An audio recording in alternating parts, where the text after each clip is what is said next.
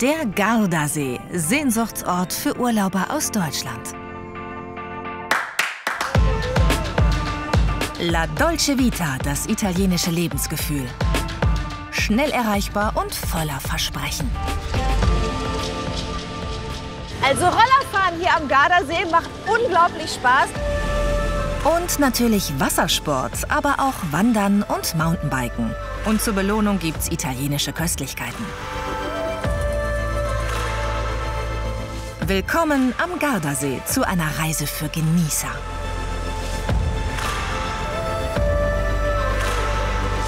Wir fahren rund um Italiens größten See. Wir lassen den Trubel hinter uns und suchen die ruhigeren, also wirklich italienischen Orte. Einheimische, Auswanderer und eine deutsche Olympiasiegerin nehmen uns mit. Uns erwarten wilde Natur bei Malcesine, Wassersport in Lazzise und typisch italienischer Flair im Süden. Los geht's aber im touristischen Hotspot schlechthin, Sirmione. Auf 300 Einwohner kommen jedes Jahr 1,4 Millionen Touristen. Ich will unbedingt die ganzen Hotspots besuchen, aber ich will mich auch immer mal wieder auf den Weg machen, so ein bisschen was Ruhiges zu entdecken, kleinen Geheimtipp. Ne? Du freust dich, wenn ein bisschen mehr los ist, ne? Ja, gleich erkannt, genau. Und besonders viel los ist hier. Eisladen, Eisladen. Schon wieder ein Eisladen. Da ist auch ein Eisladen. Darf ich euch mal fragen, was ihr für dieses Eis bezahlt habt? 10 Euro. 8 Euro, 10 Euro? Ja. Und dann möchte ich euch gerne fragen, ob ihr wirklich glaubt, dass ihr das schafft. Macht ihr das Eis auch noch größer? Ja? Was war das Größte? 10 Sorten. 10 Sorten. Ein Eis mit 10 verschiedenen Geschmacksrichtungen. 13 Eisdielen gibt es in der Altstadt von Sirmione. Ja, okay. Thank you. Das ist das größte Eis, das ich je in meinem Leben in den Händen gehalten habe. Nicht nur wegen des Eises. Sirmione ist einen Besuch wert.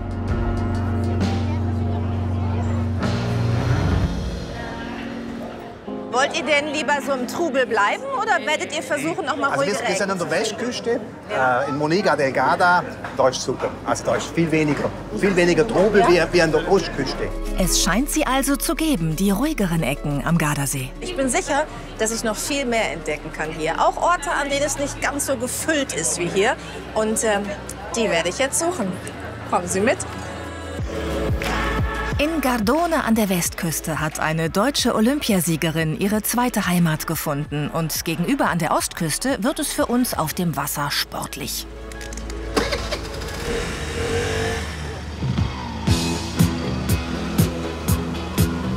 Aber jetzt erstmal Bella Italia mit dem Kultroller. Der knallrote Flitzer eignet sich hervorragend, um schöne Strecken am See zu erleben.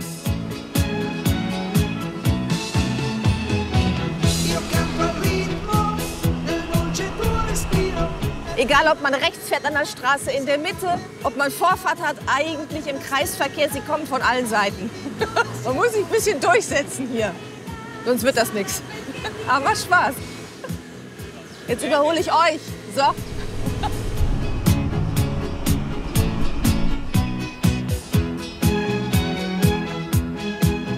Gardone Riviera gehört zu den Orten, die der Massentourismus noch nicht entdeckt hat. Entspannt durch die kleinen Gässchen und Einkaufsstraßen schlendern. Hier geht das noch.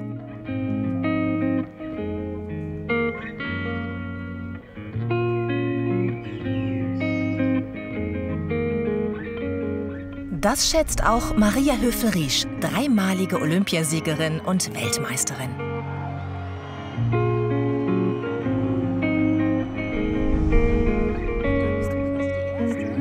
Nach ihrer Sportkarriere hat sie in Gardone am Westufer des Gardasees eine zweite Heimat gefunden und genießt die Sommermonate hier.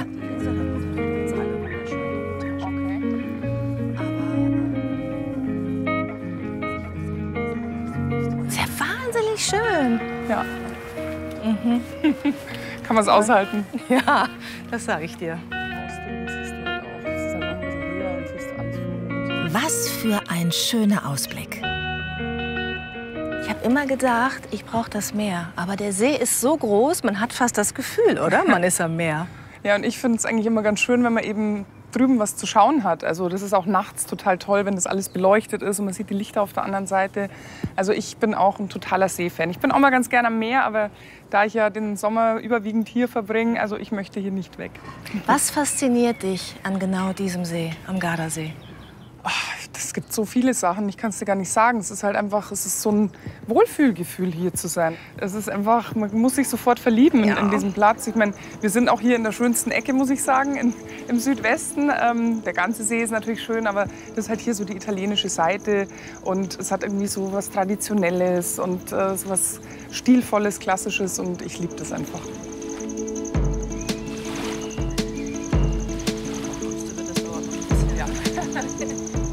Um die Mittagszeit ist hier kaum jemand. Das ist auch total cool. Das ist so ein kleiner Obst- und Gemüseladen. Der ist wirklich irgendwie 4 Quadratmeter, aber muss man reinschauen schnell. Da kriegst du alles. Wie so ein Tante-Emma-Laden, Ja, ne? So und kleiner. immer frisches Gemüse und Obst. Aber gerade ist hier Coffee Break. Ja, die haben immer nur Vormittag offen.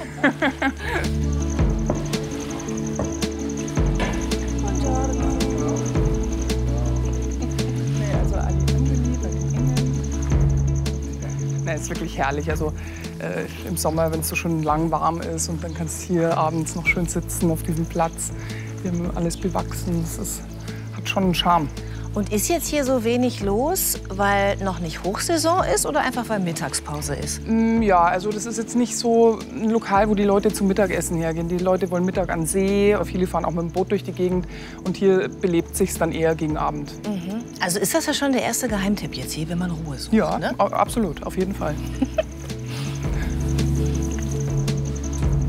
Das gehört auch dazu, da sind nämlich Zimmer dabei. Ach so, wie niedlich. Ciao, Patricia. Ciao. Ciao. Ah, okay. Können wir es anschauen? Ja? Facciamo. No, va bene. Ist das für Urlauber zu mieten, das Zimmer? No problem, all good. Ah, buongiorno, okay. Buongiorno.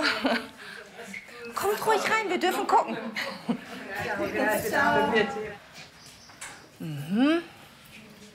Tutto a posto? Alles schon bereit für die Urlauber, hä? Sì. Mancano ancora i lampadari, ma piano piano. Maria, du kennst sie auch alle, oder? Ja, also du, wenn man den ganzen Sommer hier verbringt, klar, du, das sind halt die Leute, die hier die kleinen Hotels und Restaurants leiten. Natürlich, die kenne ich schon. Aber süß, oder? Maria, komm, wir zeigen dir das neue Zimmer. Ja, total nett. Grazie. Entschuldigt die Unordnung. Danke. Wir müssen uns entschuldigen. Okay, Patrizia, buona giornata, a presto. Ciao, grazie. Ciao. Das war ja nett. Ja, süß sind die, gell?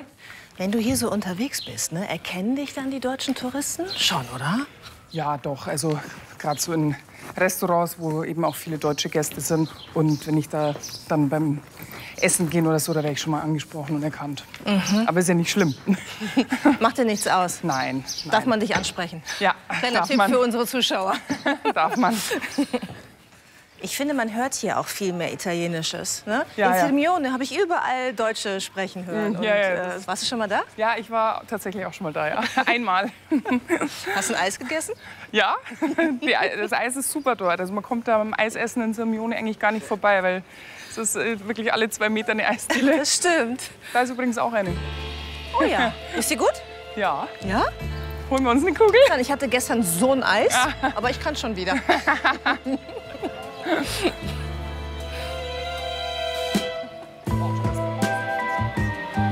Siehst du, und genau auf sowas stehe ich dann. Ciao. Ciao. Un gusto per me. Sie? Per me solo limone, per favore. Sie nimmt nur eins. Bei mir sind die Augen immer so groß, wenn es ums Eis geht. Anis. Non mai visto. Ciao. Ciao, grazie. Ja. Nehmen wir den hier, oder? Das ist schon fast leer. Ich aber froh, dass ich 3 genommen habe. Das wäre ja undenkbar gewesen in deiner aktiven Zeit, ne? Ja, Das total. halbe Jahr über hier zu sein. Nein, das ging überhaupt nicht. Also wir waren zwar ab und zu, also auch als ich Ski gefahren bin, aber ich hatte dann natürlich meinen Trainingsplan dabei und da war natürlich nichts mit mal schnell ein Eis am Nachmittag und beim Essen natürlich auch ein bisschen aufpassen müssen. Ja, aber das ist umso schöner, dass ich es jetzt so genießen kann. Wie hat sich dein Leben verändert, seitdem du aufgehört hast mit dem Profisport? Naja, ich bin halt wieder in Italien. Nein, natürlich deutlich entspannter, nicht mehr diesen Leistungsdruck haben zu müssen, nicht jeden Tag nach dem Schema F leben müssen mit Trainingsplan. Vermisst du die Berge, wenn du hier bist? Naja, es ist ja hier auch ein bisschen bergig außenrum. Und nee, ich habe genug Berge im Winter, also da sind wir in Kitzbühel und ich gehe selber total viel Skifahren auch noch, also Freizeitskifahren, wir waren ja auch schon zusammen. Ja. Also du bist Ski gefahren und ich bin hinterher gehechelt. Warte! So war es ja eher. Aber das ist auch eine neue Erfahrung für mich, weißt du, so wie ich jetzt Skifahren gehe, mit danach ein bisschen einkehren und gemütlich und wenn das Wetter schlecht wird, dann hört man halt auf. Das ging ja früher auch alles nicht, das war ja alles immer unter diesem Leistungsdruck und deswegen macht's umso mehr Spaß jetzt. Gardone, eine Ruheoase am Gardasee. Später werden wir Maria noch mal wieder treffen, damit sie uns einen ihrer Lieblingsplätze zeigen kann.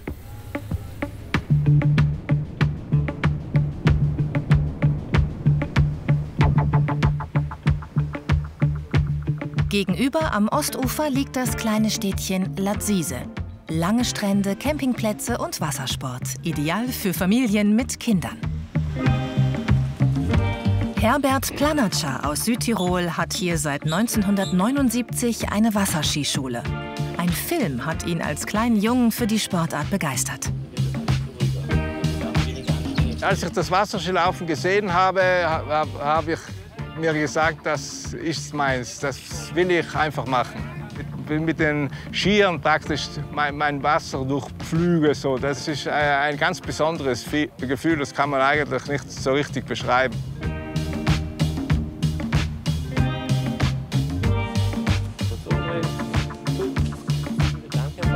Heute betreibt sein Sohn Patrick die Schule. Ja, super. Arme gestreckt. Jetzt sind in unserer Sicherheitsweste. Patrick stand schon mit 20 Monaten auf den Brettern.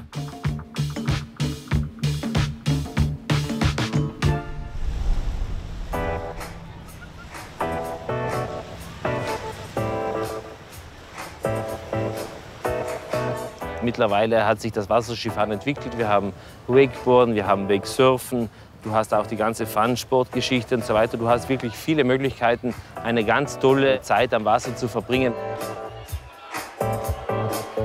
Mein Herz geht auf, wenn ich mit meiner Familie am Wasser bin.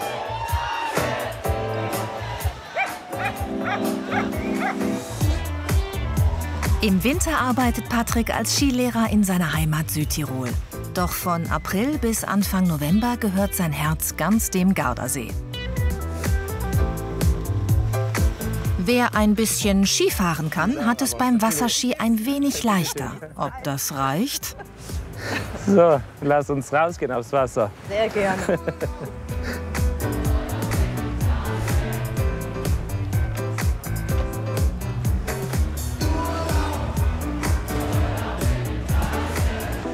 Ja, Judith, bist du bereit, oder? Für deine erste Wasserskifahrt? Ich bin ein bisschen aufgeregt.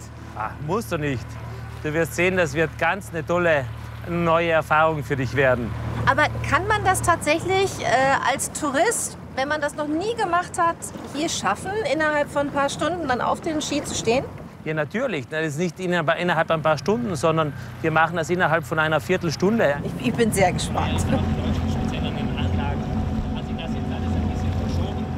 Einmal reinschlüpfen, sehr gut.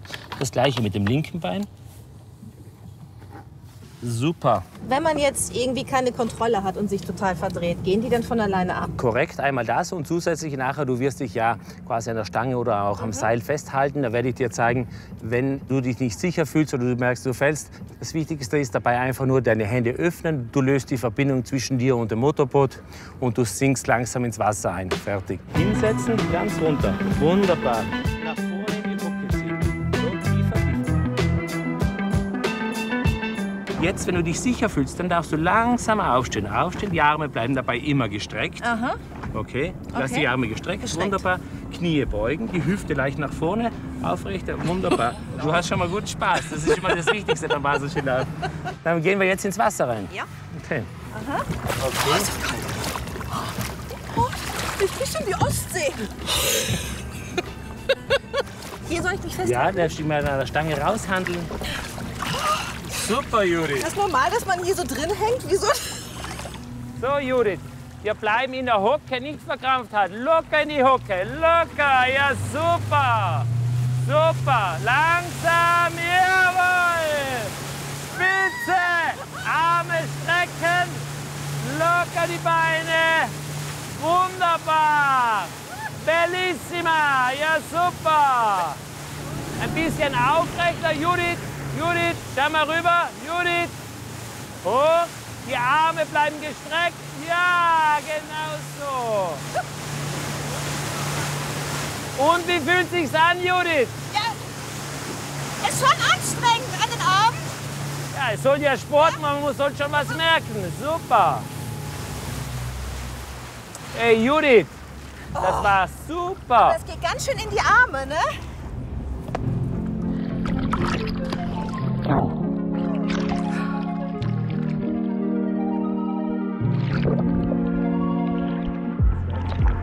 So, Judith, schön Kopf nach vorne und lass dich nach vorne in die Hocke ziehen. Hocke, nach vorne.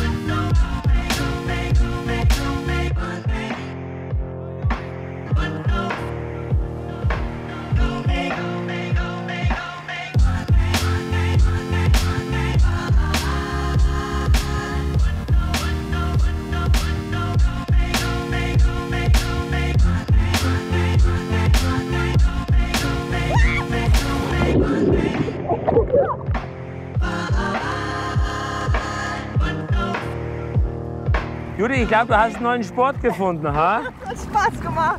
Okay, mit einer Hand und winken muss ich noch üben. Super, super. Bravo. Danke. Jetzt ist die Frage, wie kriegt man die dicke Robbe wieder an die Hand? Bravo. Super, bravo. Dankeschön, gratuliere. es hat Spaß gemacht. Oh, Wahnsinn. Sehr, sehr gerne.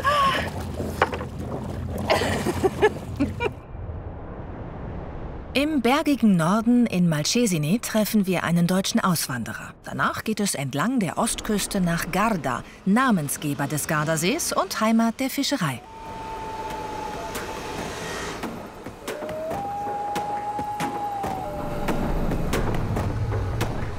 Wer es abenteuerlich mag, ist auf der Strada della Forra genau richtig.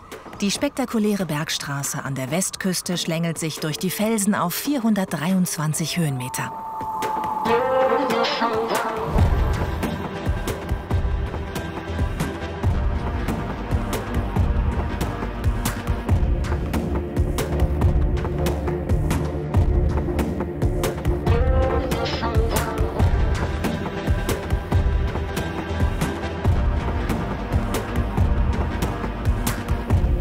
An einigen Stellen ist die Bergstraße so eng, dass sie tagsüber eine Einbahnstraße ist. Eine Ampel regelt den Verkehr.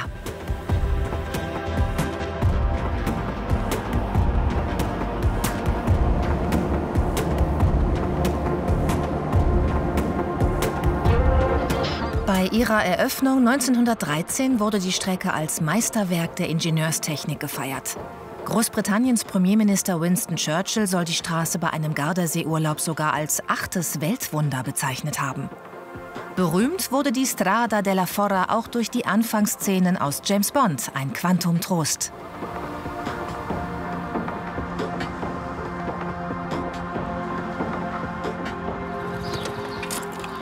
So, die Strada della Forra überlasse ich lieber den Geheimagenten dieser Welt. Ich stürze mich viel lieber ins Getümmel, und zwar in Malcesine.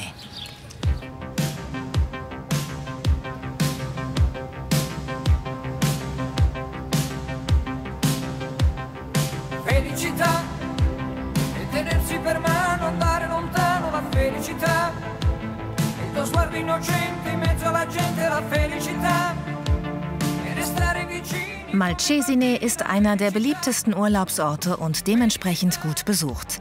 Wolfgang Bopp aus Mainz hat sich im Urlaub in die Region verliebt. Heute hat er ein Haus oberhalb von Malcesine.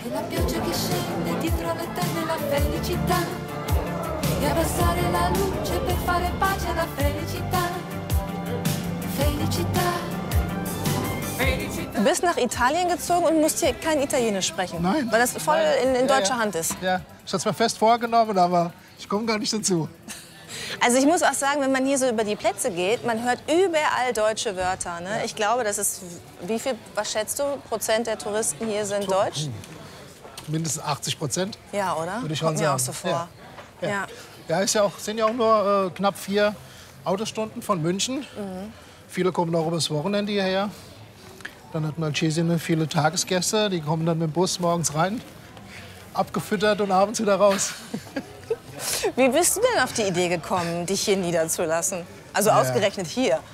Also mir gefällt es hier unheimlich gut. Es ist ja nicht nur der See, also das Wasser.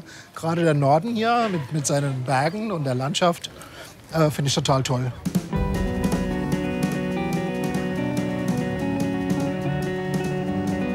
Hier übrigens sieht total unscheinbar aus, das Buongiorno Buonasera, aber hat eine ganz tolle Rooftop-Bar. Das sieht man, merkt man von außen gar nicht. Steht doch nirgendwo das ist was. also, nee, Das ist ein Geheimtipp, oder? das ist ein absoluter Geheimtipp. Ach nein!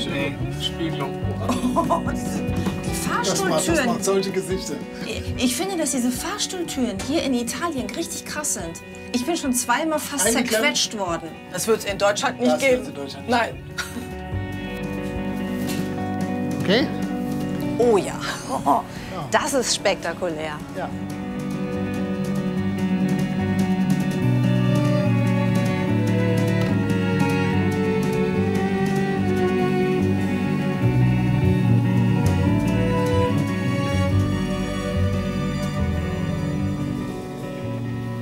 Etwas außerhalb der Altstadt, im Vorort Cassone di Malcesine, geht es viel beschaulicher zu.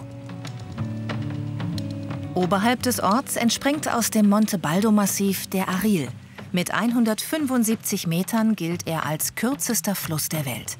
Er fließt durch das alte Zentrum von Cassone di Malcesine und mündet nahe dem Hafen in den Gardasee.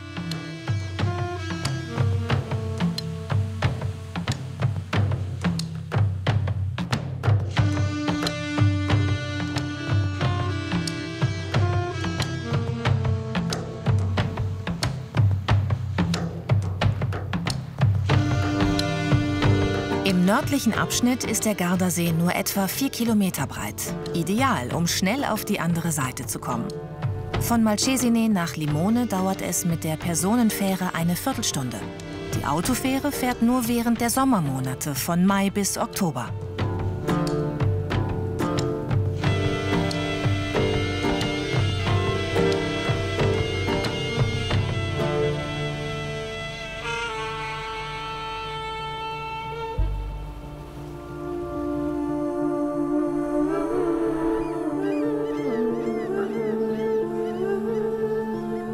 Noch schneller geht's mit dem eigenen Boot.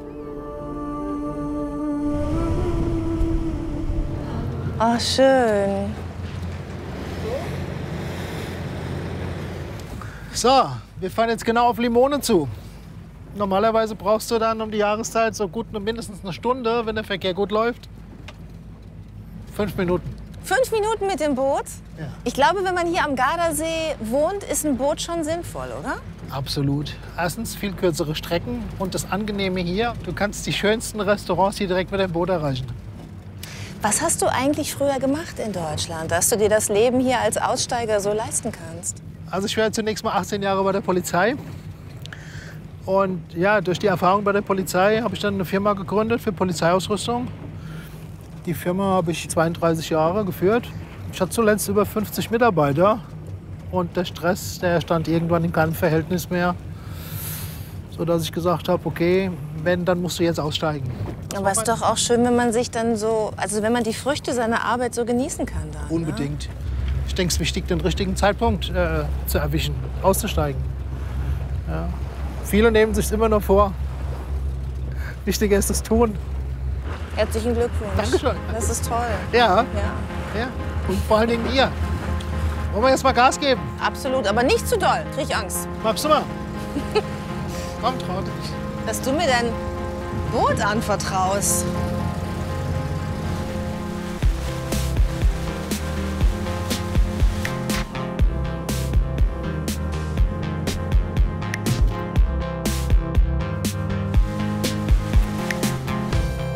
Also die Mohne wunderschön. Der Nachteil ist, ab mittags hast du hier totalen Schatten. Kann im Hochsommer aber auch wieder angenehm sein. Ja. Siehst du die weißen Bojen da alle? Ja? Ist fast an jedem Städtchen, kann jeder anlegen direkt mit seinem Boot, kann hinten über die Stege aussteigen und hat vor sich, wie du siehst, jede Menge Restaurants, Eisdielen, Geschäfte. Alles abgestellt auf Dolce Und sogar ohne Parkgebühr. Also am Ende ist ein Boot günstiger als ein Auto, willst du jetzt sagen? Nicht ganz. Das kannst du. Nein. Motorboote können Urlauber auch ohne Führerschein mieten.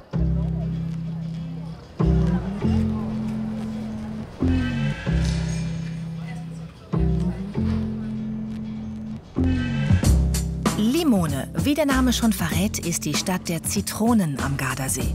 Hier gibt's alles rund um die Zitrone, von Limoncello bis hin zu Souvenirs aller Art.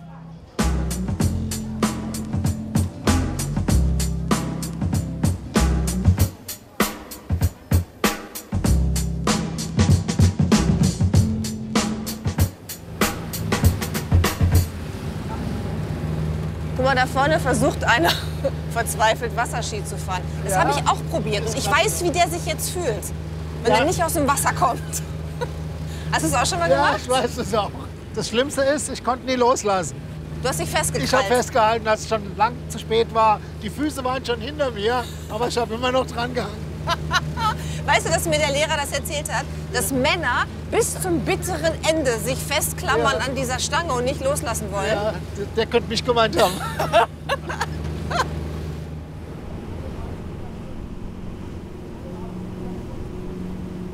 Ja, ganz toll zu sehen. Kleiner Wasserfall. Wo denn? Ich sehe gar nichts. Ah, hier kommt's raus. Wo muss ich denn ungefähr hingucken? Ich sehe nichts. Warte. Hey, vor uns. Nein, Was? ich sehe ihn nicht. Ja, mit den Felsen. Ach, da! Unterhalb von der Brücke. Das gibt's doch nicht. Ich habe die ganze Zeit da hinten gesucht, natürlich. Okay, ja, er ist sehr Da groß. ist er. Er ist eigentlich nicht zu übersehen.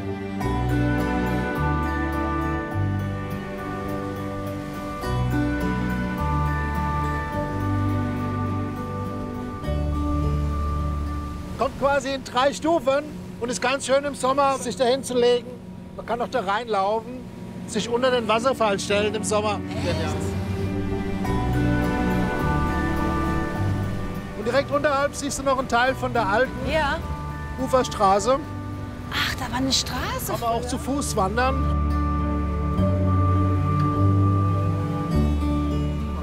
Das ist ja romantisch.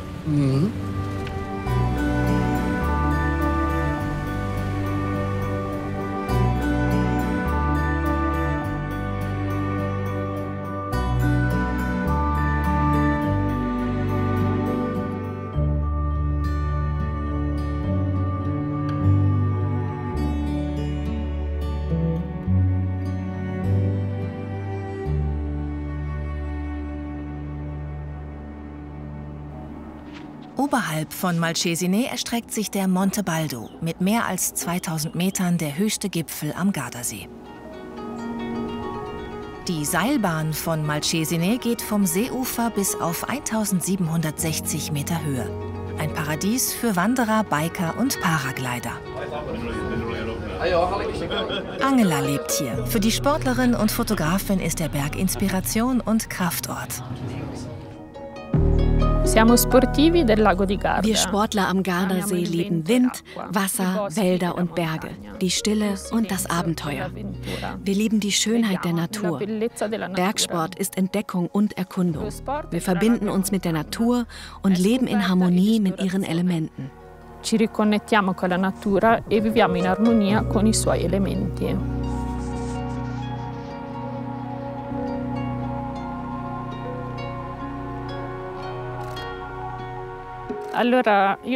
Ich bin Fotografin geworden, weil mein Vater Fotograf war. Er kam aus Österreich, aus dem Zillertal, und er ist mit mir in die Berge gegangen. Fotografieren macht mich glücklich. Das ist eine der wenigen Gewissheiten, die ich in meinem Leben habe. Vor allem danke ich meinem Vater für alles, was er mir beigebracht hat.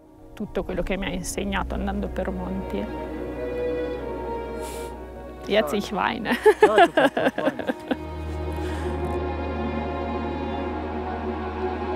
Weil der Berg zur Eiszeit nicht schneebedeckt war, konnten hier bis heute zahlreiche Tier- und Pflanzenarten überleben, die europaweit einzigartig sind.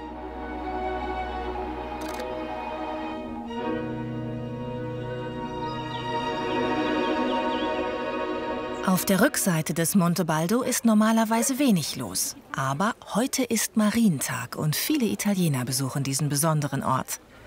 Von Spiazzi aus führt ein schmaler Weg zu einem versteckten Highlight: die Bergkirche Madonna della Corona.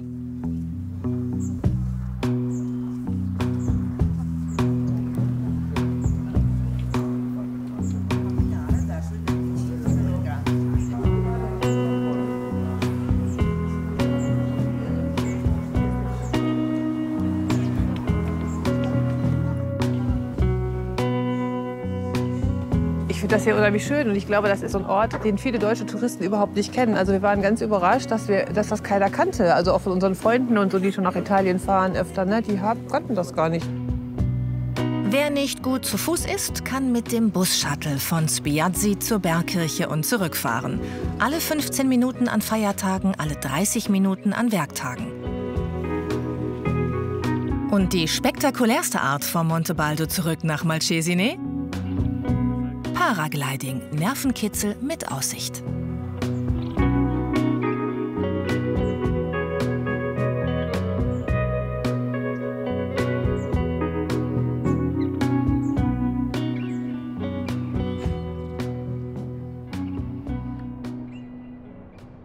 Knapp 30 Kilometer südlich von Malcesine liegt das Städtchen Garda, das im 12. Jahrhundert dem See seinen Namen gab.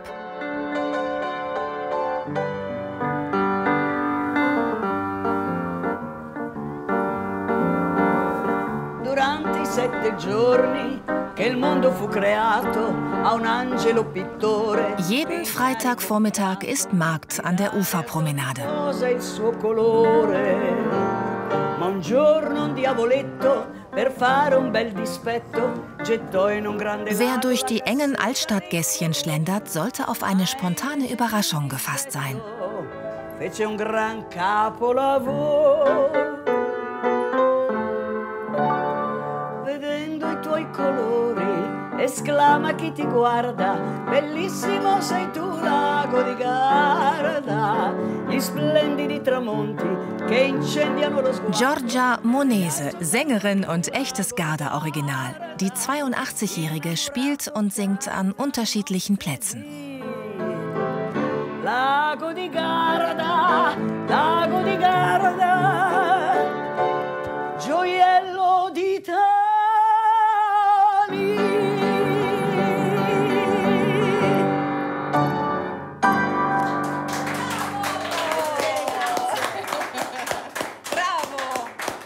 Und alles ohne Noten. Alles ohne Noten. Ich habe Klavier studiert, ich habe Musik studiert. Aber alle Lieder, die kommen zu mir einfach so. Und das Lied über den Gardasee, ich habe nicht alles verstanden. Nur, dass es eine große Liebe gibt zum Gardasee. Wie groß ist die Liebe bei dir zum Gardasee? Sehr groß. Ich könnte vielleicht eine Karriere haben, weil ich habe angefangen in Mailand. Ich habe Musik studiert, Sprache. Und dann habe ich als eine Arbeit angefangen zu singen. Aber meine Liebe war hier. Ich hatte viele, viele schöne Abende. Es ist ein Abend des Domenico Modugno. Wissen Sie, wer ist Modugno? Nein. Modugno hat geschrieben Volare, oh, cantare, oh.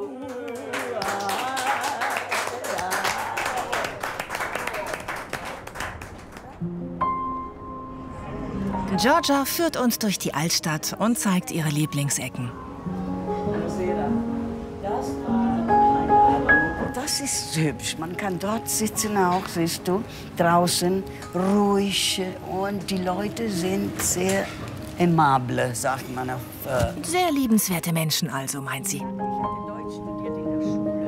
Früher hatte Giorgia mit ihrem Mann auch ein Restaurant in Garda, wo sie jeden Freitag auftrat. Wie kam die Musik in deine Familie? Mein Vater hat immer Gitarre und Musik und Mandoline gespielt. Ah, schön. Und wir hatten auch ein wunderschönes Chor.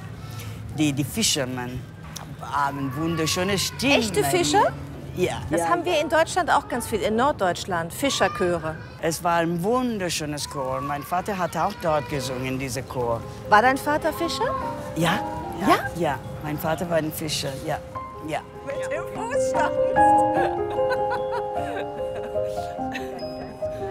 Hast du nie darüber nachgedacht, den Gardasee zu verlassen? No.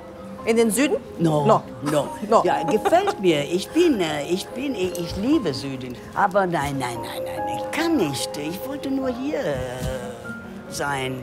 Und jetzt muss ich sagen, ich habe keine Lust zum Reisen auch.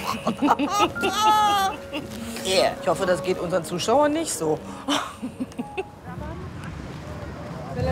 Ciao. Ciao.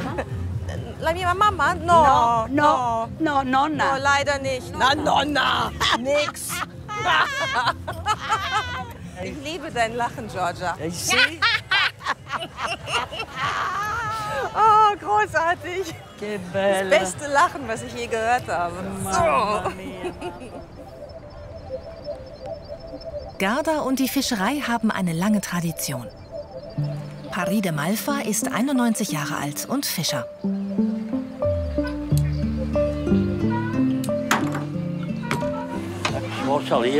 Jetzt kannst du auf das Boot gehen.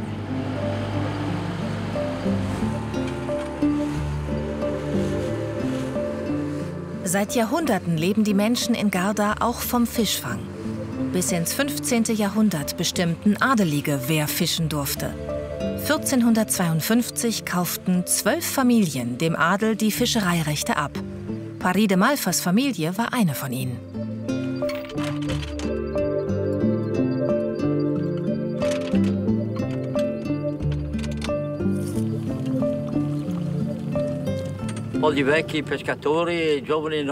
Die Fischereirechte werden in den Familien immer weiter vererbt. Aber es ist schwierig geworden. Die Jungen wollen diese unsichere Arbeit nicht mehr. Jetzt gibt es noch ein paar alte Boote.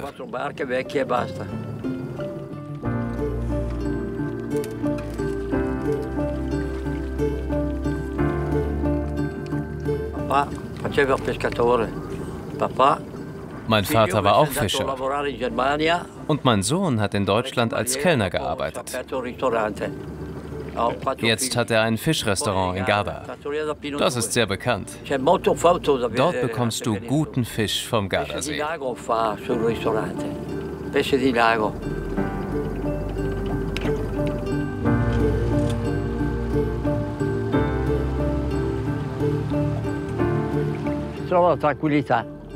Hier finde ich Stille.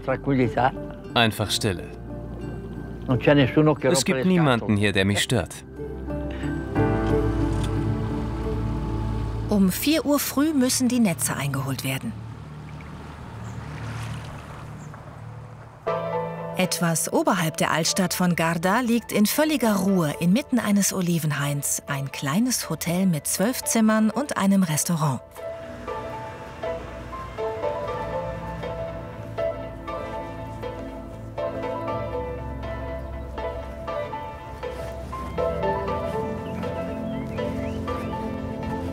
Giorgia, die Sängerin aus Garda, hat uns das Restaurant empfohlen, das eigentlich nur den Hotelgästen vorbehalten ist.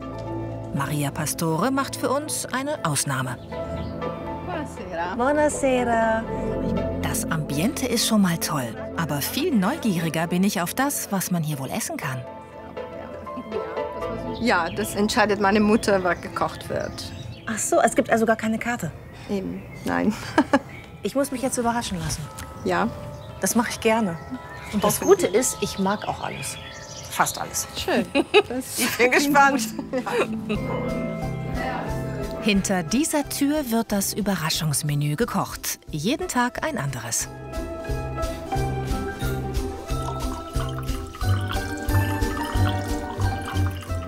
Lugana Superiore. Oh, Lugana.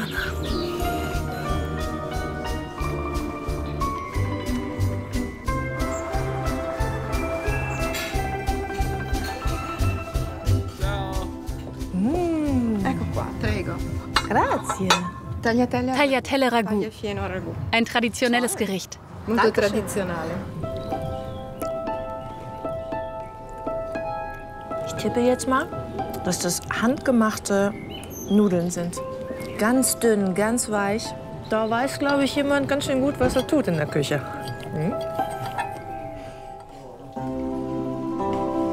Und sie ist die Küchenchefin, Maria Giovanna Tondini. Schon als kleines Mädchen interessierte sie sich fürs Kochen und lernte von ihrer Mutter.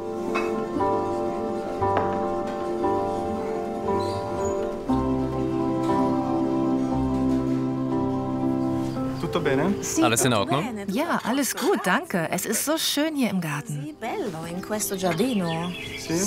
Ja, gefällt es Ihnen? Ja, sehr. Und Sie? Leben Sie hier? Ja, ich lebe hier. Ich liebe den Gardasee sehr. Und ich betrachte ihn gerne aus verschiedenen Perspektiven. Vor allem, wenn ich mit dem Mountainbike unterwegs bin. So kann ich den See von unterschiedlichen Punkten aus genießen. Mountainbiken am Gardasee, das will ich morgen mit Marco ausprobieren. Aber zuerst noch geschmortes Rindfleisch mit Amarone-Weinsauce und Gemüse.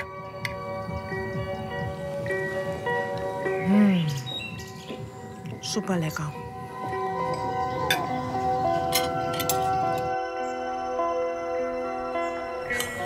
Maria Giovanna kommt auch gern zu ihren Gästen. Eine wunderschöne Frau. Oh, grazie. Ich habe gehört, dass Sie das Essen ganz alleine kochen in der Küche. Stimmt das? Ja, ganz alleine. Ja? Ja. Komplett Ganz alleine. Ich habe noch meine Küchenhilfe. Er hilft mir, das Gemüse zuzubereiten.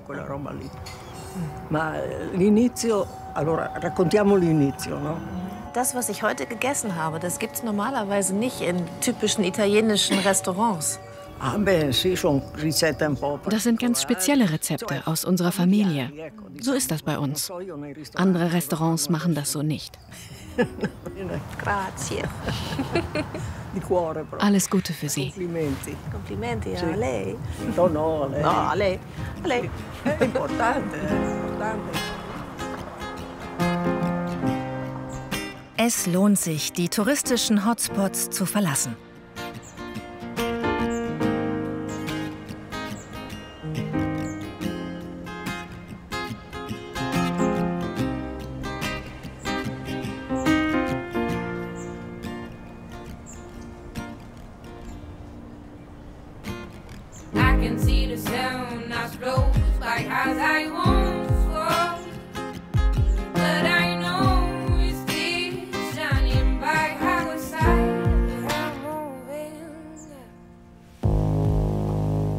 Uhr früh.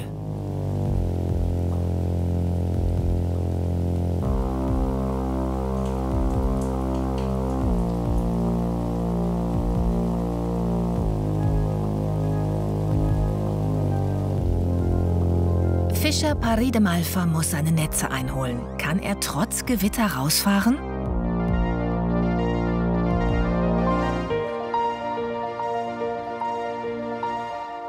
Das Gewitter zieht vorbei, es kann losgehen.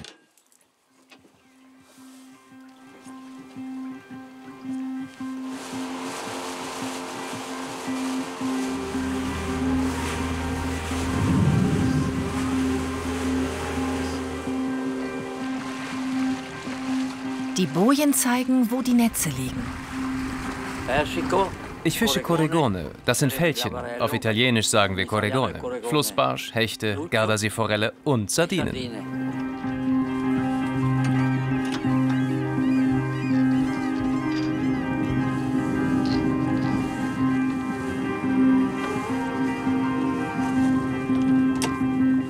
kein guter Tag für Paride. Gerade mal eine Sardine hat sich in seinen Netzen verfangen. Die anderen Fischer sind mir wahrscheinlich zuvorgekommen.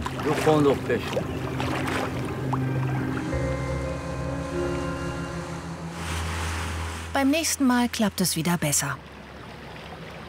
Der 91-Jährige nimmt's gelassen. Lass uns gehen.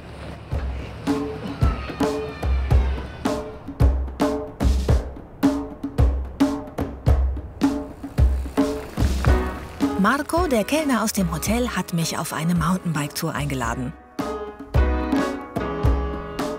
Direkt hinter Garda soll es Wege geben, wo Mountainbiker Wanderer nicht stören. Fährst du zum ersten Mal mit einem E-Mountainbike? Ja, zum ersten Mal. Und ich frage mich, ob es wirklich Sport ist, wenn du mit einem E-Bike fährst. Und es ist Sport. Wenn du auf Plus drückst, dann hast du mehr Unterstützung. Oh ja, das macht es einfacher. Aber dann bist du zu schnell für mich. Was magst du am Mountainbiken? Ich habe als 10-Jähriger angefangen und ich habe es sofort geliebt. Vom ersten Tag an. Sofort. Subito, yeah, excellent. So, when I want to Wenn ich gestresst bin, say, okay, too stressed, too much stress, too... Oh, can you... kannst du ein bisschen langsamer fahren? Nein, kann ich nicht. Du hast gar kein E-Bike? Nein. Oh, nur ich habe ein E-Fahrrad. Das hatte ich noch gar nicht gesehen. Wait. Das ist natürlich super. Besser als andersrum. Oh. Very good. Ja. Gut. Okay. Oh, sag mal, wie kommt man denn jetzt hier wieder an den Start am Berg? Oh Mann, ey.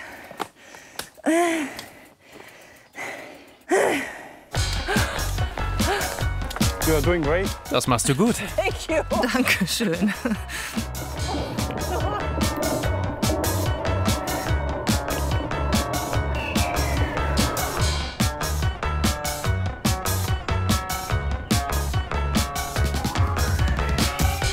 Okay, we have to turn. Okay, lass uns umdrehen.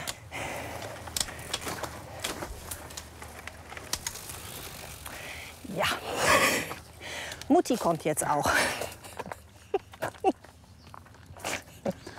Das bringe ich dir später bei. Yes, you will teach me later. Ja, das bringst du mir später bei. Yes. Oh.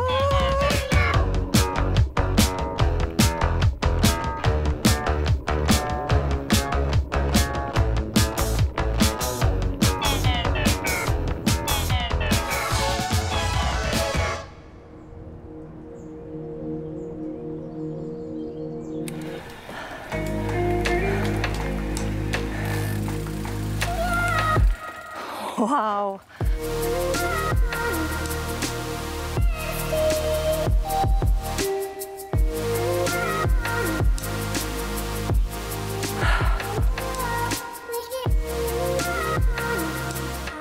Di solito dicono wow. Wenn ich hier mit anderen Radfahrern herkomme, sagen sie einfach nur wow, fantastisch. Du hast hier einen großartigen Rundblick. Siehst du Garda oder Bardolino, Lazise oder sogar Sirmione. Und was fühlst du, wenn du an diesem Ort bist? Hier sind für mich 20 Minuten wie 20 Sekunden. Du vergisst die Zeit. Ja, richtig. Ich bin hier für mich, ich, mein Fahrrad und diese Landschaft.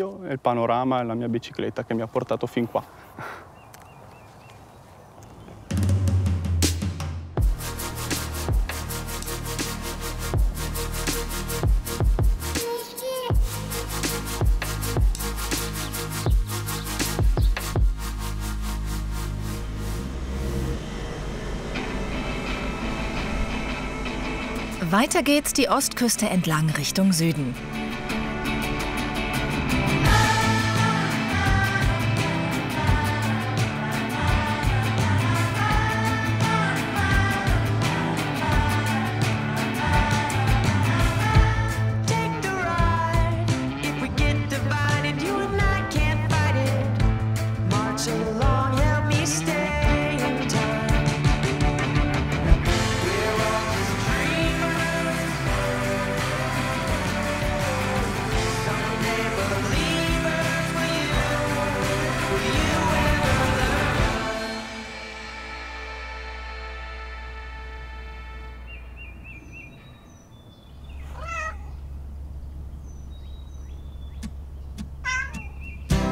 Rund um den Gardasee gibt es eine Vielzahl von bekannten Weinregionen.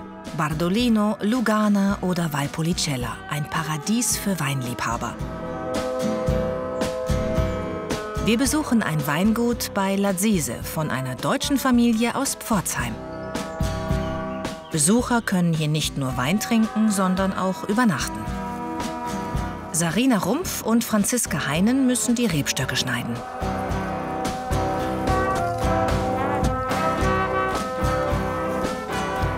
Hallo, ihr beiden. Hallo. Hallo, Judith.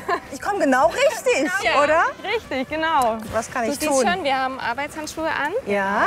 Du kriegst auch ein paar Handschuhe, dann arbeitet es sich leichter. Ja. Was wir heute machen, ist, wir putzen unsere Rebstämme. Und da sieht man ganz schön, hier wachsen Triebe, die wir nicht haben wollen. Warum wollen wir die nicht haben? Weil die Pflanze sonst ganz viel Energie hier unten in die Triebe reinsteckt. Und eigentlich möchten wir, dass die Pflanze, die Rebe, ihre Trauben versorgt. Und deswegen kappen wir die jetzt ab, damit eben die Trauben gut versorgt werden. Wie bei den Tomaten, ne? So ausgeizen, Genau. wenn sie noch ganz klein sind. Genau, ne? ausgeizen. Das Ja. machen wir. Dann geht's los. Ihr habt sehr kleine Hände, merke ich gerade.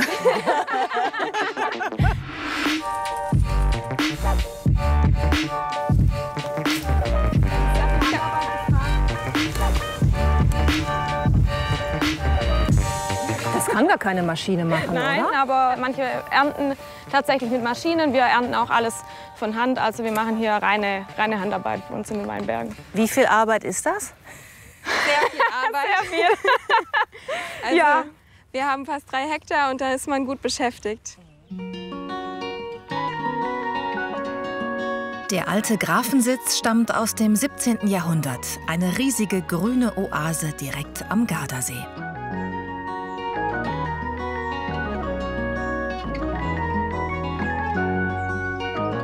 Das ist ja ein unglaubliches Haus.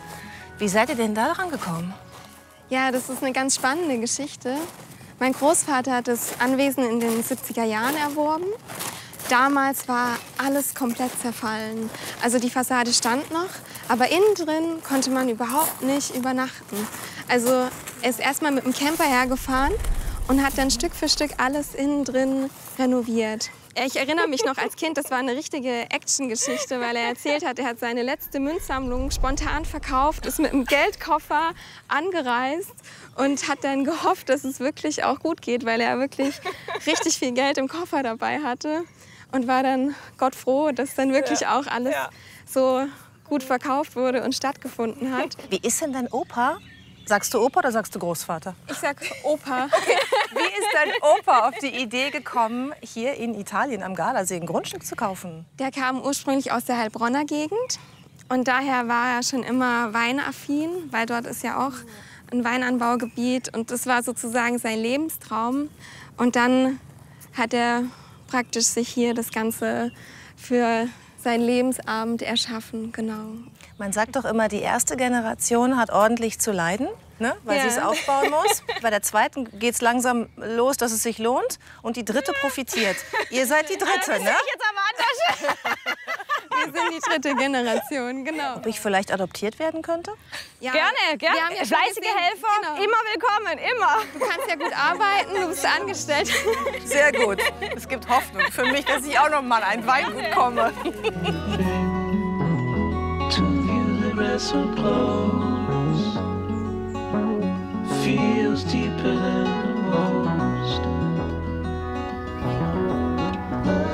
Das Weingut hat sogar eine eigene Bootsanlegestelle und einen Strand.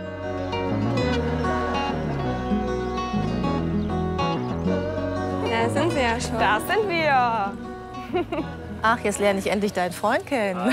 Dein Bruder. Hallo. Fertig mit der Arbeit. Zuerst die Mama. Hallo. Hallo, Stefanie. Hallo. Freut mich.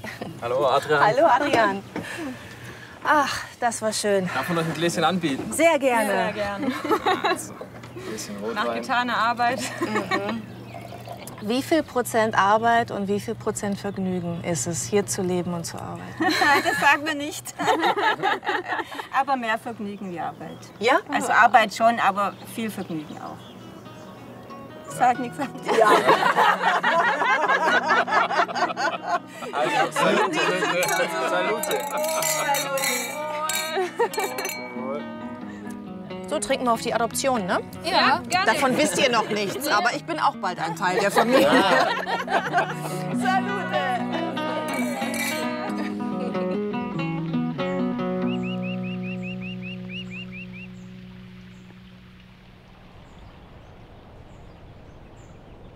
Etwa 20 Fahrminuten entfernt, im Ort Brenzone sul Garda, stoßen wir auf einen echten Geheimtipp: das verlassene Dorf Campo. Aprire porte, città cortigiane, pareti di seta coperte di lana, vase, palazzi di case di gente e di mercanti che vendono il niente.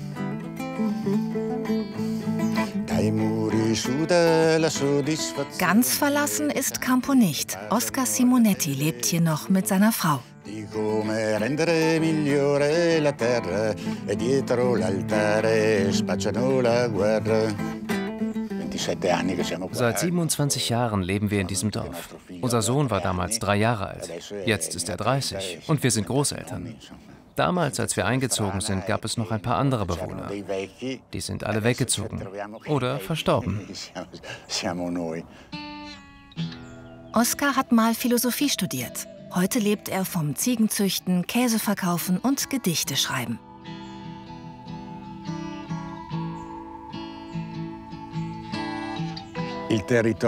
All dies hier verändert sich nicht wirklich.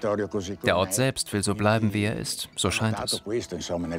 Das spürt man im Laufe der Jahre.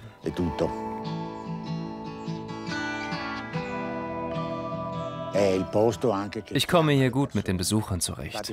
Sie fühlen sich zu dem Ort hingezogen, weil es ein magischer Platz ist. Derjenige, der hier ankommt, wird in eine ganz besondere Stimmung versetzt.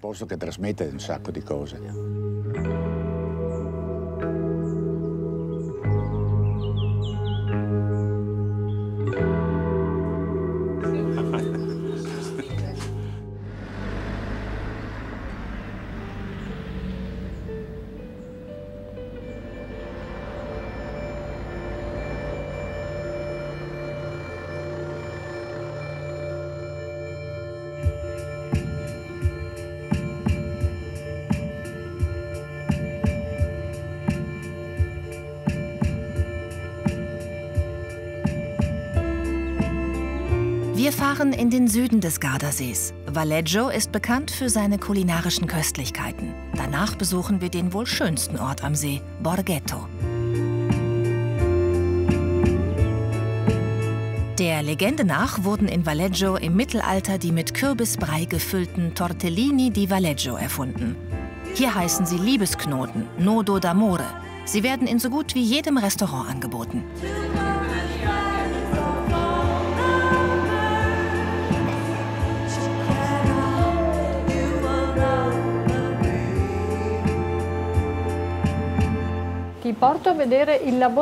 Schau dir das Labor an. Das Labor? Das Labor ist eine Küche. Wir sagen Labor. Schau dir an, wie schnell sie sind. Alle gleich groß. Sehr schnell und sehr präzise. Oh ja, wirklich sehr schnell. Hunderte Tortellini werden hier jeden Tag von Hand geformt. Die Füllung besteht aus Rind-, Kalb- und Hähnchenfleisch mit Pfeffer, Salz, Butteröl und Wein. Bei der vegetarischen Füllung werden statt Fleisch Sellerie, Zwiebeln und Karotten verwendet. Um die Pasta möglichst dünn zu bekommen, wird mehr Eigelb als Eiweiß mit Mehl vermischt, verrät Nadia. Roberto ist der Pasta-Spezialist in deinem Restaurant? In italienischen Restaurants ist jeder ein Pasta-Spezialist, weil Pasta für uns eine große Rolle spielt. Roberto hat die Aufgabe, die Pasta zu machen und die Tortellini zu servieren. Wir können uns alle ersetzen und wir lieben es. Und das ist Albina Pasquale, die Mutter von Nadia. Tortellini. Allora. Così. Ah, da auch schon ein bisschen ziehen. Sì, ecco, un pochino tirare. Ja, ein bisschen ziehen. La pasta diventa ancora più und da hat sie auch gezogen. Okay. Okay. Mama, dagliene 2, 3. Erst schließen, dann ziehst du ein bisschen. Lass die Finger in der Mitte. Schließen. Schließen mit ein wenig Druck auf die Flügel. Sehr gut. Okay, eure sehen schöner aus. Seit wann machen Sie Tortellini? Seit 50 Jahren. In 2 Wochen wird meine Mutter 80. Mit 30 hat sie angefangen. Also seit 50 Jahren macht sie Tortellini. Sie hat uns alles beigebracht. Eigentlich ist sie unsere Königin. Essen Sie die Tortellini auch oder kochen Sie die nur? Nein, die vegetarischen mit Kürbis mag ich nicht. Aber die mit Fleisch esse ich gerne, wenn ich Zeit habe. Manca sale, se questo, se quello, capito? Quando è ora di farlo io sono già a posto.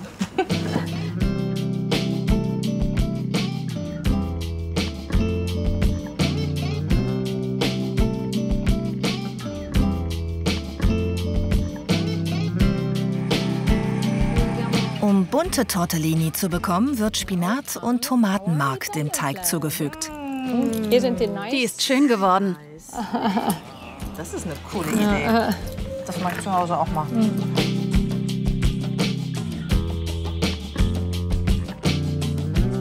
Buongiorno. Das ist der Gründer des Restaurants. Giuditta. Ich bin Alceste. Piacere. In Italia si dice Viva la mamma! Viva la mamma! Es lebe die Mama! Viva la mamma! Ein höchst eindrucksvolles Spektakel ist das Festa del Nodo d'Amore, das jedes Jahr auf der Visconti-Brücke in Valleggio stattfindet. Zu Ehren der Liebesknoten werden 2 650 Meter lange Tische aufgestellt, an denen ca. 3000 Gäste Platz nehmen. Seit 1993 findet das Tortellini-Festessen jedes Jahr am 3. Dienstag im Juni statt. So, jetzt bin ich gespannt. Die berühmten Tortellini.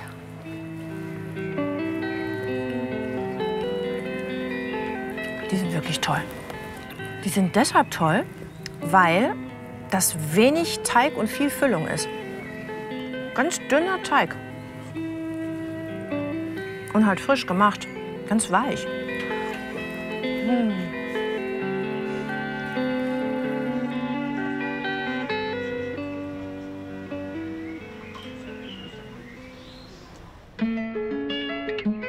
Auch in Valleggio steht eine Scaliger-Burg. Die Scaliger waren Herren aus Verona und bauten zahlreiche Burgen in Oberitalien mit einer speziellen Zinnenform. Diese werden aufgrund ihrer Form Schwalbenschwanzzinnen genannt. Borghetto, ein Stadtteil von Valleggio, gehört zu den schönsten Ortschaften am Gardasee.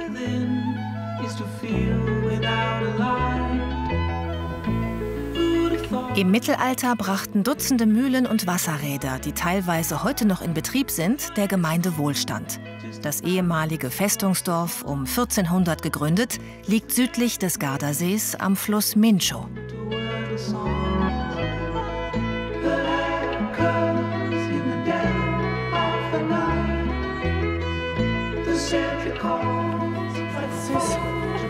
Ist das süß hier. Also diese ganzen kleinen Restaurants überall Terrassen mit Wasserblick. Und zwischendurch fliegen die Tauben, wie bestellt. Also dieses Örtchen muss man sich auf jeden Fall angucken, wenn man am Gardasee ist. Aber vielleicht ist es auch nur einfach genau meins. Ich finde es großartig. To live without is to live under a spell.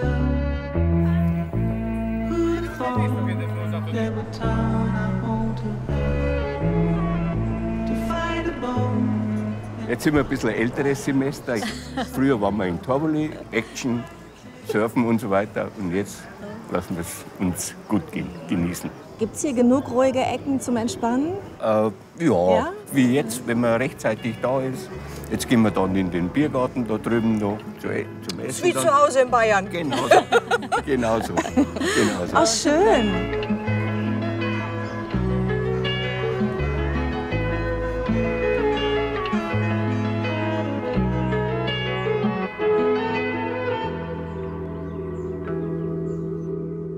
Zurück im Südwesten.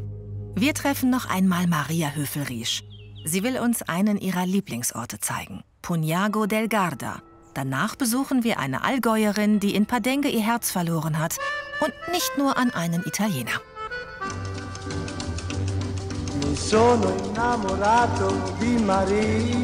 Der Südwesten des Gardasees, geprägt durch Olivenhaine und Weinberge.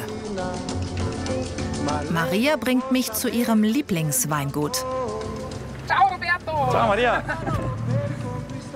Hallo! Buongiorno! Buongiorno! E benvenuti a Punhago. Grazie, mi chiamo Judith. Piacere Roberto. Ich bin Roberto. Herzlich willkommen in unserem Familiensitz. Ciao! Eine große Freude, dich zu sehen. Prego, accomodate. Bitte, kommt weiter. Ich zeige euch unser Weingut. Va bene. Sie spricht gut Italienisch.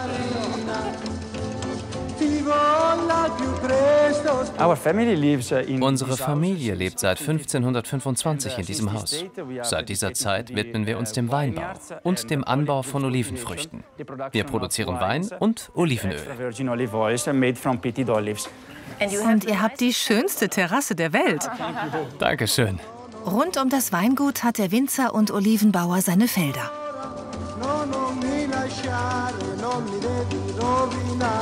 I'm so excited for showing it to friends. Yes! Wir starten mit dem Olivenöl-Tasting. Das erste Öl. Wir trinken jetzt das Olivenöl. Ich dachte, da kommt Wein rein. Ja, was denkst du, was ein Olivenöl-Tasting ist? Ich dachte, mit Brot so reinstippen. Nicht? Ich hatte noch nie ein Olivenöl-Tasting. Es ist wirklich wichtig, das Olivenöl pur zu probieren, um das Aroma zu schmecken. Ohne Brot. Prost. Noch nie mit Olivenöl angestoßen. Ist das hier so üblich, mit Olivenöl anzustoßen? Nein, nicht wirklich. Es riecht herrlich. Oh, das riecht aber wirklich toll. Schmeckt scharf und ein bisschen bitter. Jetzt bei der nächsten Probe, nimm ein bisschen Olivenöl in den Mund, behalte es im vorderen Bereich, beiß deine Zähne zusammen und mach 3-mal auf diese Weise. Okay. Probieren wir das mal.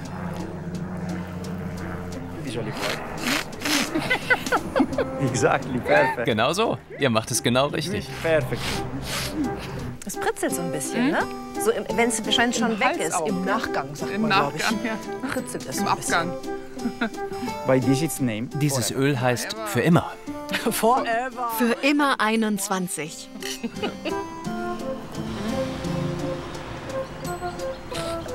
Perfetto. Oh Gott, da muss man aufpassen, dass man sich nicht verschluckt. Ich hätte nie gedacht, dass wir beide mal in Italien stehen und uns anschlürfen.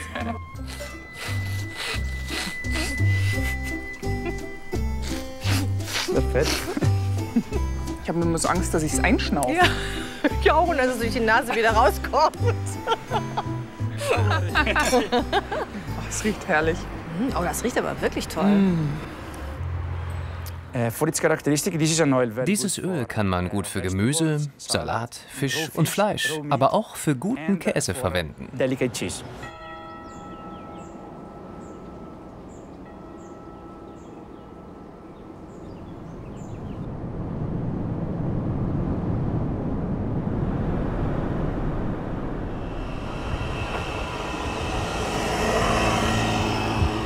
Wir fahren noch mal ganz in den Süden nach Sirmione. Die Altstadt ist weiterhin voll in touristischer Hand.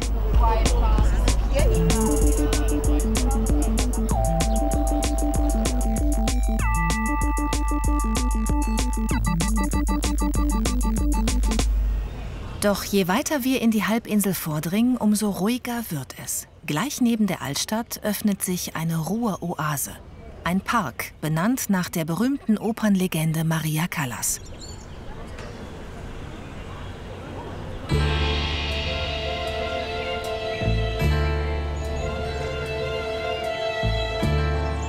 Mitten im Park die Villa Cortine.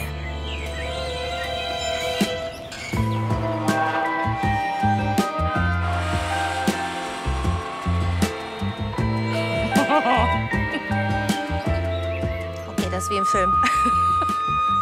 Ciao. Hi, ciao. Giacomo. Ciao, Judith. Ciao. Giuditta. Welcome, Giacomo. Welcome to Villa Cortina. Herzlich willkommen in der Villa Cortina. Ich bin so neugierig, was sich hinter dem Tor verbirgt. Yeah, no, we'll show you. Ich werde es dir zeigen.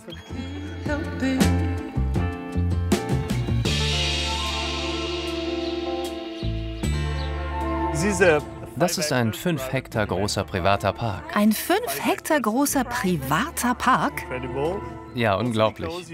Sirmione ist eine Halbinsel. Ein dünner Streifen. Wenig Land. Eigentlich gibt es hier nicht genug Land. Aber dieser Park ist groß. Das ist einzigartig. Und wir können ihn für unsere Gäste öffnen. Und es ist so ruhig hier. Ja, das ist wahr. So, da sind wir. Buongiorno. Here we are. Welcome. Thank you. Very nice. Whoa. This is spectacular, huh?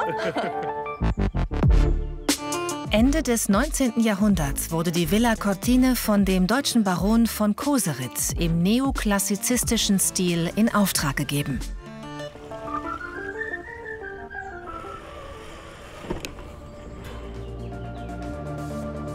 (1953) wurde die Villa zu einem Luxushotel umgebaut.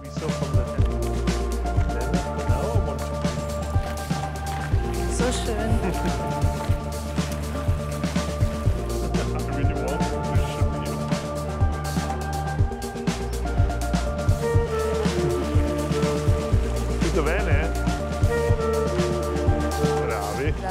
Sie haben hier geheiratet? Ja, haben wir. Letzten Samstag. Das war der schönste Tag unseres Lebens. Nicht nur alle Gäste waren glücklich. Alle hier im Hotel haben einen tollen Job gemacht. Wir haben sie bezahlt, damit sie das sagt. Wir haben sie bezahlt und nicht wenig. Warum habt ihr euch für eure Hochzeit den Gardasee ausgesucht? Ich komme eigentlich aus Brescia und mein Vater hat mich, als ich 5 Jahre alt war, nach Sirmione mitgenommen. Ich habe mich sofort in diesen Platz verliebt. Wir konnten uns keinen besseren Ort zum Heiraten vorstellen. Mit nichts zu vergleichen. Nothing compares. Absolutely nothing. How can you? Jetzt bekomme ich Gänsehaut.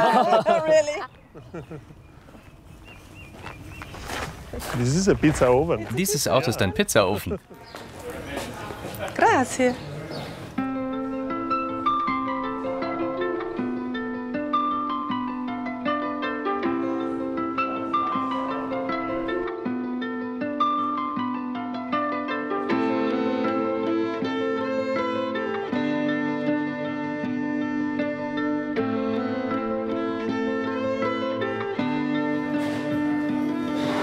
Die Fenster, das ist ja schön. In diesem alten Raum war früher die Küche.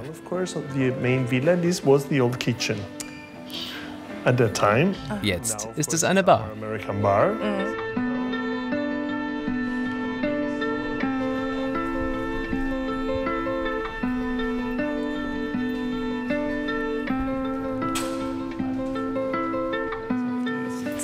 Das ist wie ein Museum.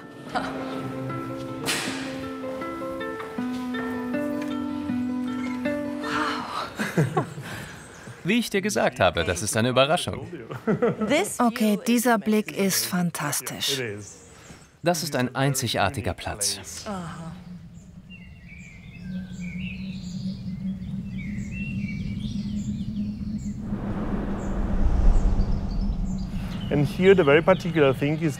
Das Tolle ist, dass du den gesamten nördlichen Teil des Gardasees sehen kannst. Wenn es klar ist, sogar bis Riva del Garda, ganz am Ende.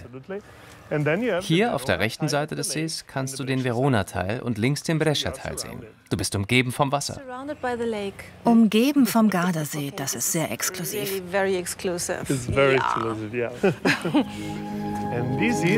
Das ist das Haus von Maria Callas, der Opernsängerin. Die berühmte Opernsängerin. Sie stand öfter in diesem kleinen Turm.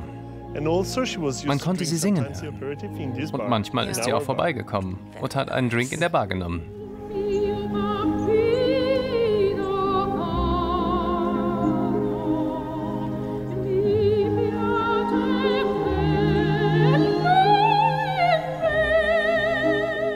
einzigartige Stimme und außergewöhnliche Bühnenpräsenz machten Maria Callas zur berühmtesten Operndiva ihrer Zeit. Und er kennt sie wie kaum ein anderer. Michele Nocera begegnete der Callas schon als kleiner Junge. Ich habe als Opernkritiker gearbeitet, bin Musikwissenschaftler und Journalist. Ich habe diese Frau erlebt, wie sie rausging, um die Zeitung zu holen. Oder beim Friseur. Wir hatten eine besondere Verbindung. Und dann hatte sie das Glück, Giovanni Battista Meneghini als Mann zu haben. Er betete sie an. Und dann ließ sie sich wegen Onassis scheiden. Meneghini baute sie auf, Onassis zerstörte sie. Als er ein Kind war, sei Maria Callas des Öfteren zu ihnen nach Hause gekommen. Sein Vater habe die Instrumente gespielt, die Callas dazu gesungen. Michele Nocera hat 10 Bücher über Maria Callas verfasst.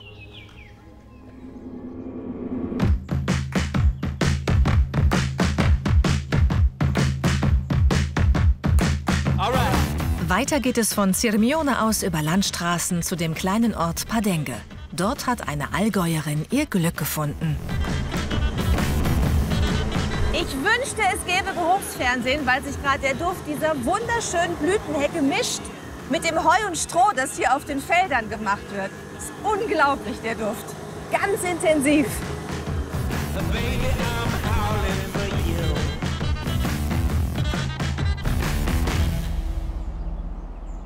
Italien. Kein anderes Land wird so stark mit dem auch bei uns so beliebten Kaffee in Verbindung gebracht.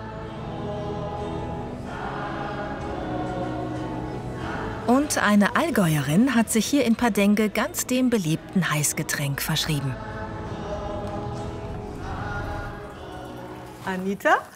Judith? Hallo, ich habe dich gefunden. Ah, schön, dich Hallo, freut mich, dich kennenzulernen. Ich freue mich auch sehr. Eine Deutsche am Gardasee. Eine Allgäuerin am Gardasee, ganz genau. Sehr schön. Dann erzähl mal, was hast du hier? Erstmal herzlich willkommen in meiner Kaffeewelt, genau, in meinem Kaffeeleben. Also ich würde dir gerne mal 2 verschiedene Tassen herrichten und dann würde ich einfach mal gucken, was du empfindest bezüglich Säure und Bitterstoff. Meinst du, ich kann das schmecken als Laie? Du wirst es in jedem Fall erkennen. Ja? Vertrau mir. Okay, ja gut, ich bin gespannt.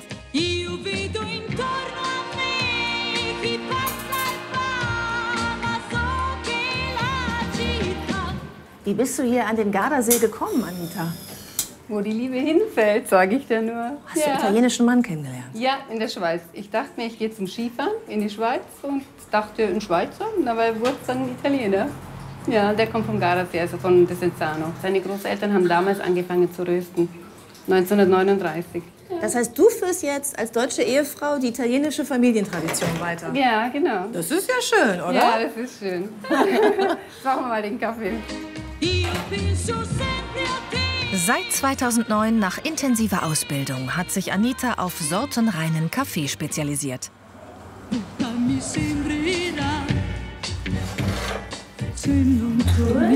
War das nicht so Cappuccino, nicht abends nach dem Abendessen und morgens dann? Gibt es da nicht so eine Regel? Also Cappuccino nach dem Mittagessen oder Cappuccino nach dem Abendessen, das geht nicht. Nein, normalerweise macht man in der Früh das Brioche und den Cappuccino, das ist sehr, sehr klassisch. Und den Espresso, den deutschen Espresso, der Italiener sagt der Kaffee, der gibt es dann nach dem Mittagessen oder nach dem Abendessen. Ja, stimmt, wir müssen gar nicht Espresso sagen. Nein. Das ist einfach noch viel einfacher. Das ist einfacher, das stimmt. So, jetzt konzentriere dich doch mal auf die Säure und auf die Bitterstoffe und dann würde ich dir nachher noch einen zweiten Kaffee geben und dann gucken wir mal, was du meinst. Oh, der ist sehr sauer. Dann gucken wir mal bei der zweiten Tasse, wie es dir dabei geht.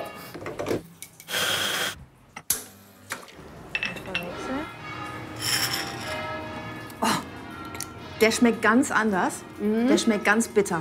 Siehst du mal, wie interessant das ist? Aber wirklich. Meinst du, du kannst dir überlegen, was sowas liegen kann? Und das Einzige, was ich jetzt gemacht habe, ich habe die Temperatur erhöht.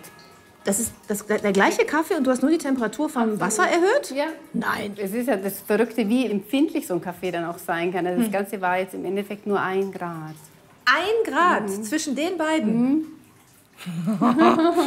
Ich muss mich mit meiner Kaffeemaschine zu Hause noch mal unterhalten. Ja. Ich muss noch mal ganz anders ins Zwiegespräch gehen mit dem Ding. Das merke ich jetzt. Ist ja Wahnsinn. Toll. Aber krass, ja. Eine Stadt weiter, in Desenzano, wohnt Anita. In ihrer Garage betreibt sie ihre Kaffeerösterei. Klein, aber fein. Anita prüft vor der Weiterverarbeitung noch einmal die Qualität der Kaffeebohnen. Sie stammen von ausgewählten Kaffeeplantagen aus Äthiopien, Guatemala oder Panama.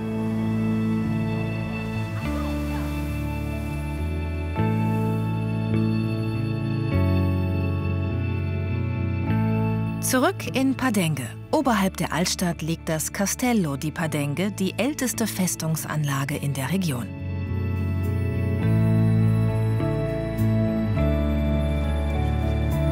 Ja, das ist wirklich schön hier. Also ich liebe das Allgäu, aber hier, ich kann mich nicht beklagen. Der älteste Teil des Castello stammt aus dem 10. Jahrhundert, der jüngste aus dem 15. Jahrhundundert. Ja, und ich habe gerade eben eine Kundin da getroffen und die hat mir doch gerade erzählt, dass hier noch 10 Familien circa leben, hier in dem Castello von Padengue. Aha. Ja, so schön hier. Ja, man denkt, es ist nur so ein Ausflugsziel, ne? Dass hier aber echt Menschen wohnen. Und man kann hier sogar übernachten. Für Anita Benedetti ein Ort der Ruhe und Entspannung.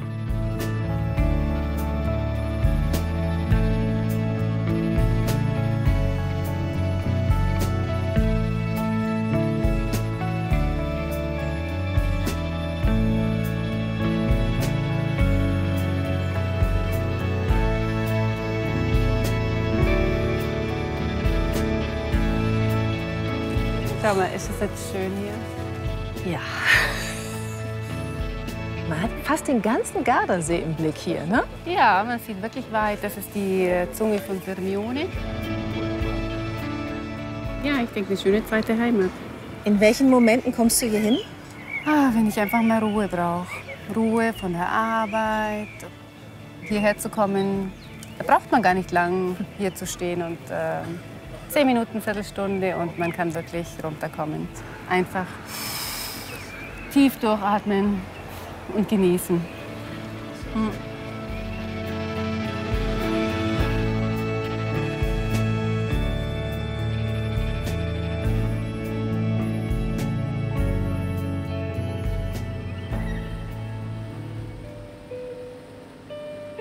Etwa 20 Minuten von Padengue entfernt liegt an der Westküste des Gardasees die größte Insel am See, die Isola della Garda.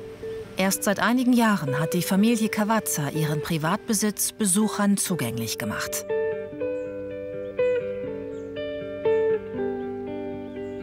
Gräfin Alberta kümmert sich mit ihren 6 Geschwistern um das Anwesen.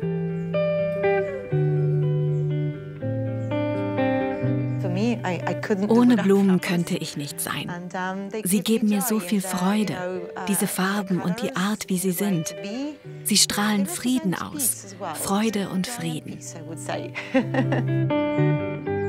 Gräfin Alberta führt heute in Eigenregie vorangemeldete Gruppen über das Anwesen. Als Kind habe ich viel im Garten gespielt, auch mit meinen Brüdern. Ich war ein Teil des Ganzen, ohne es wirklich zu kennen.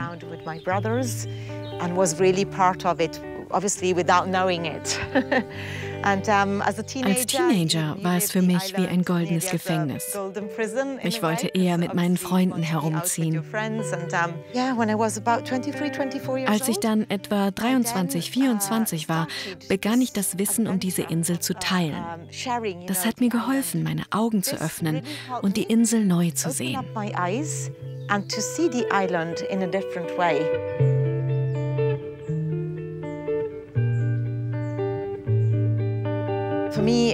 Jetzt ist es für mich Hingabe. Mein ganzes Herz stecke ich in alles, was ich hier mache. Es ist ein Teil, den ich berühren kann, was mein Vater mir und meinen Brüdern hinterlassen hat. In Italien sagen wir Natur, Geschichte und Seele. Diese 3 Worte erklären, was diese Insel mir bedeutet. Von allen größeren Städten fahren regelmäßig Fähren zur Isola della Garda.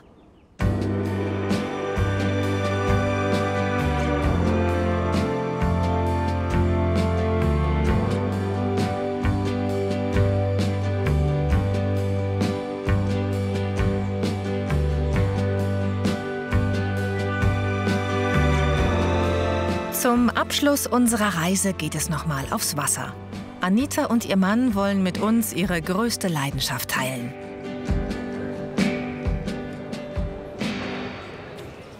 Hallo. Hey. Ciao. Ciao. Hallo Judith.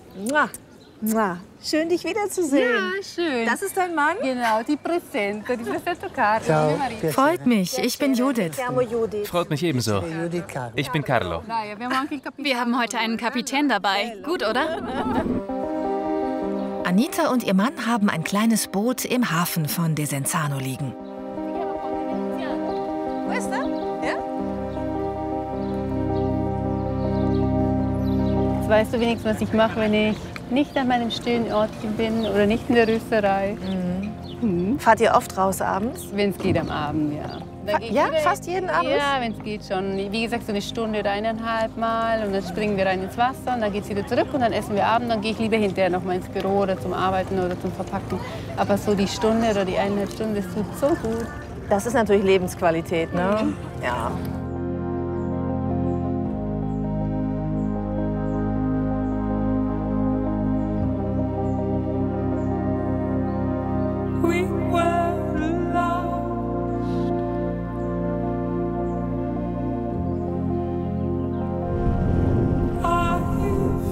Carlo, wie ist es für dich, mit einer Deutschen zusammen zu sein?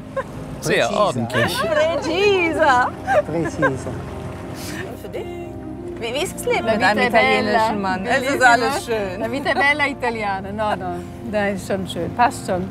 Ja. Ja, wir haben uns ganz gut gefunden. Und er ist ja auch ein Norditaliener. Und der Norditaliener mit einer Süddeutschen, das geht ganz gut. Das stimmt. Ja, das geht ganz gut. Das kriegen wir hin.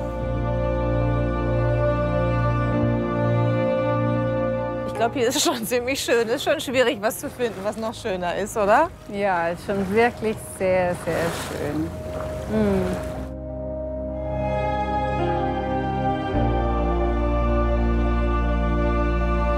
Eine Woche Gardasee liegt jetzt hinter mir und ich habe so viel erlebt, ganz viel Trubeliges. Aber es gibt sie eben auch hier. Die ruhigen Ecken, wo man richtig durchatmen kann.